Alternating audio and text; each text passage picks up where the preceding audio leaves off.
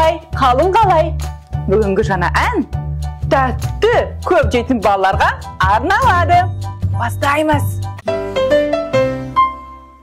Ботам, ботам, я ана, тәтті жедің жоқ ана, шын айтасың, я ана, кәне көрсет. Маймыл, маймыл, я ана, тәтті жедің жоқ ана, шын айтасың, я ана, кәне көрсет. Ал сен тәтті жеуді ұнатасың ба? Я, мен де ұнатам. Сенің ең жақсы көретін тағамың қандай? Торт немесе балмұздақ? Кәнекей, жауап берші. Маған торт ұнайды. Саған ше? Қасқыр, қасқыр, я ана, тәтті жедің жоқ ана, шын айтасың, я ана, кәне көрсет.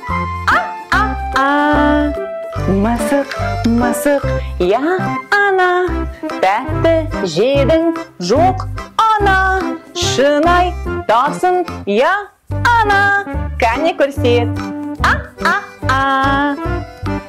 Тәттіні жеуді әрине болады, бірақ та пайдалы жеміс көкөністерді жеуді ұмытпа. Жарайды ма? Жарайсың, досым. Сен қандай жемістерді білесің? Алма, алмұрт, банан, жүзім, апельсин. Жарайсың, досым. Ал қандай көкөністерді білесің? Пияз, сәбіз, қызанақ, қияр, тәтті бұрыш, керемет. Аю, аю, я ана, тәтті жедің жоқ ана, шын айтасың, я ана, кәне көрсет.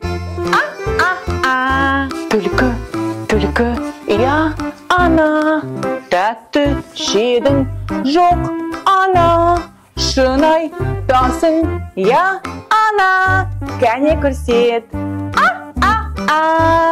Бүгінгі ән саған ұнады ма, досым? Ендеше келесі кездескенше.